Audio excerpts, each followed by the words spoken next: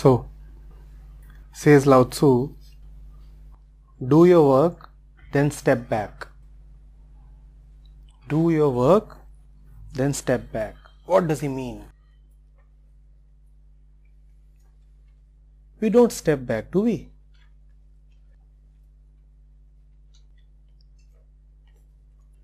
Like a salesman who has come to deliver goods to a house, we remain standing on the customer's doorsteps. We don't step back. We say we won't step back till we get the payment. I did something, now I want the result. How can I step back? Where is the fruit of my action? How can I step back? The circle is not yet complete. How can I step back? How can I step back? We don't step back. We wait, and this waiting creates time. This waiting creates future. This waiting is hope and expectation. And there is no suffering worse than hope. There is no torture worse than looking at future in expectation. Lao Tzu is compassionate. He wants us to avoid the suffering that is totally avoidable, yet so chronically present in our lives.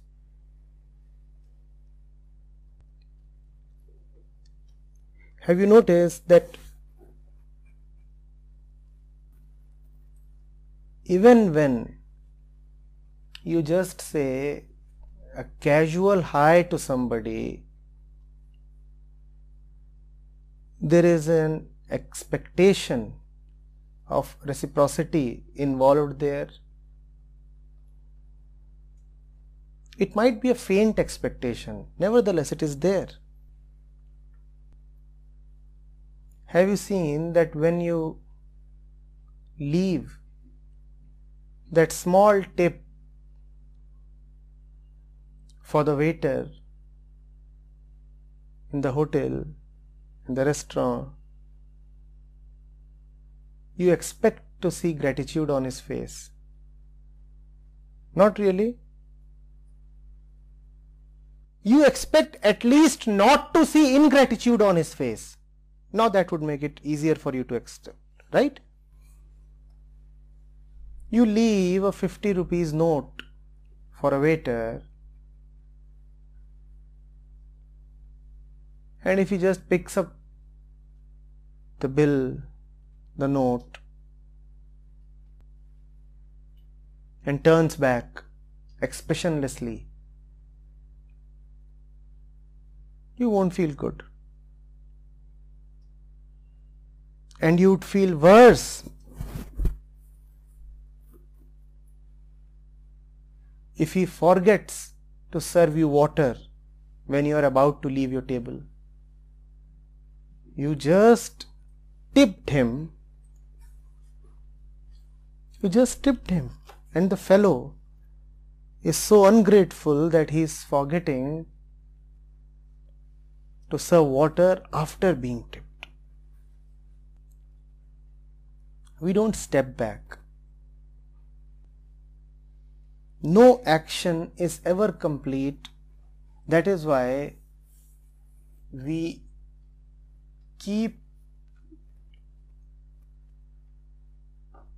getting stuck in the cause and effect cycle. That is why freedom never comes to us. One action never gets completed in the moment.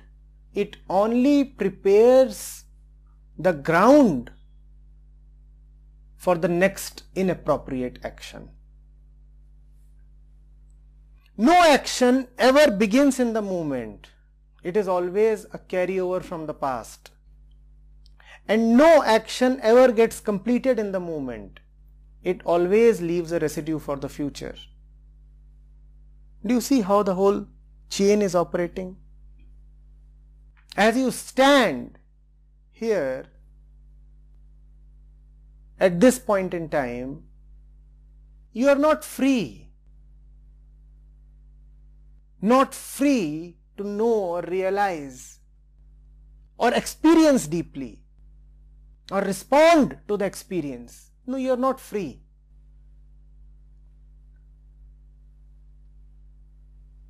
There is that entire dirty stream from the past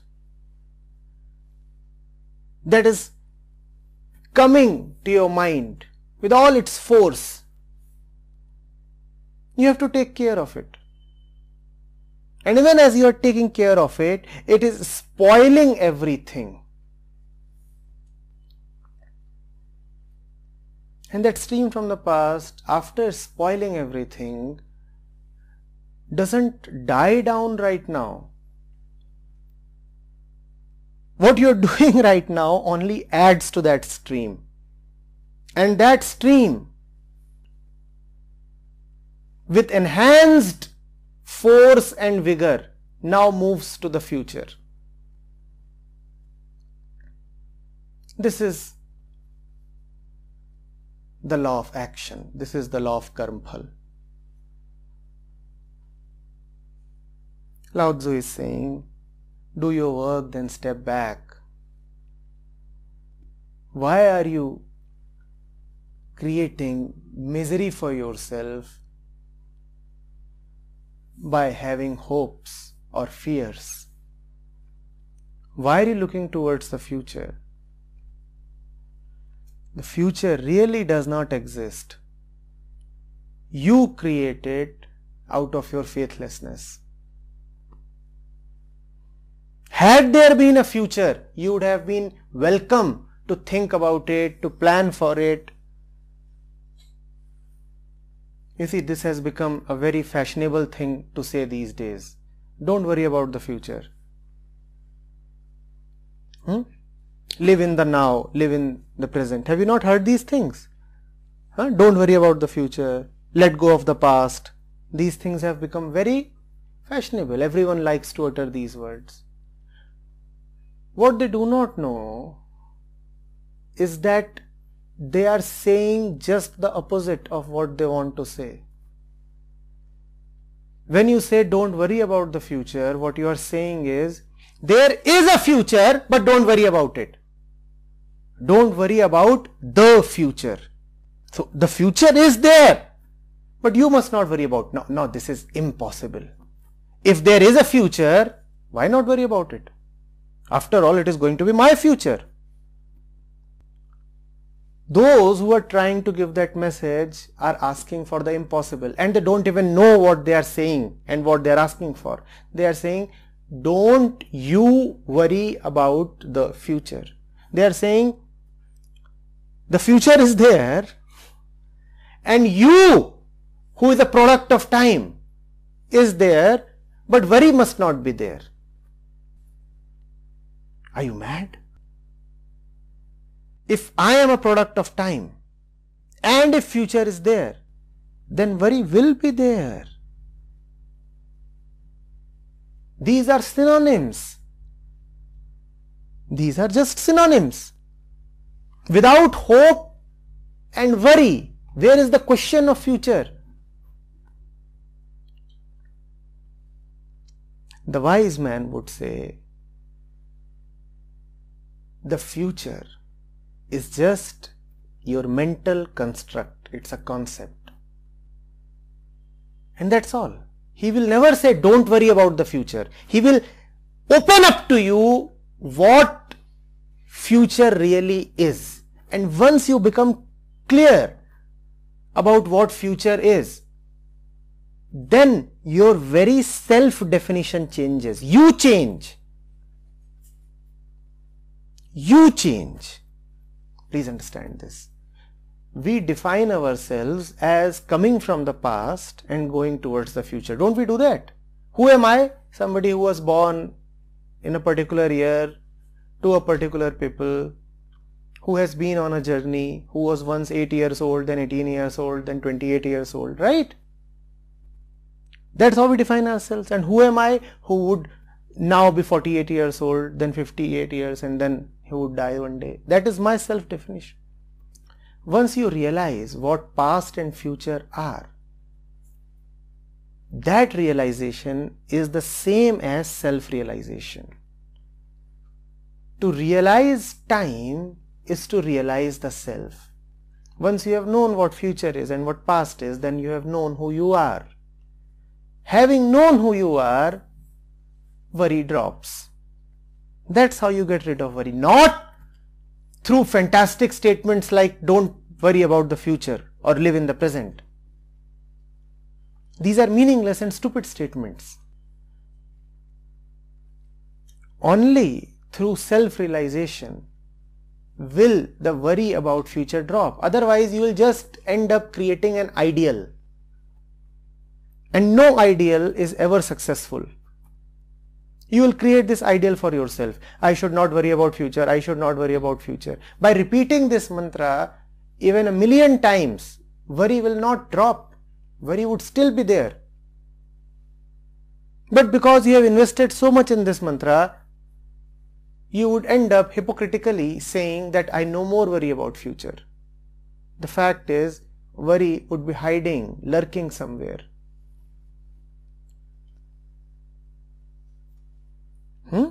Understand what future really is. Then there is no question of worrying. You won't have to target a state of non-worrying. Forget about worrying or not worrying. You don't need to have a goal that I need to get rid of this or that. Just understand what this or that is about. Understand this or that even when this and that are bothering you. Because given what you are, given what your condition is, botheration will be there. Fight the fire even as the fire is making you sweat. Or will you wait for the cool breeze before you put out the fire? If your house is on fire, you would be feeling the heat, or won't you? Yes? So even as worry is affecting you, even as you are feeling the heat, still try to understand. And it's a very, very good opportunity to understand, because worry is right in front of you. So close. You can examine it. You can see what it is all about. It's a fantastic thing to happen. Not so? You are worried, and yet you have the freedom to look at the worry. I am feeling small. My head is heavy. It's almost throbbing with pain. I am feeling worried, jealous, angry. And yet, I don't know whose blessing is it that I am able to look at what I am feeling. Even when I am feeling small and petty and jealous, still I am able to look at what I am feeling. Don't wait for that that grand and golden day when all your problems will be gone. In the middle of problems, be problem free. That's the way of living. That golden day will never come. Either you are free right now, or you can keep waiting for it forever. That day is never really going to come, because future does not exist. How can a day come? Are you getting it? Lao Tzu is saying, do your work, then step back. Reread it. All he is saying is, do your work and then don't keep jumping around. He doesn't really mean step back. All he means is, after having done it, don't step forward. Even stepping back is not really needed. Just don't step forward, but you step forward, further forward. With your palms drawn out, begging for the result. Just don't do that. That's all.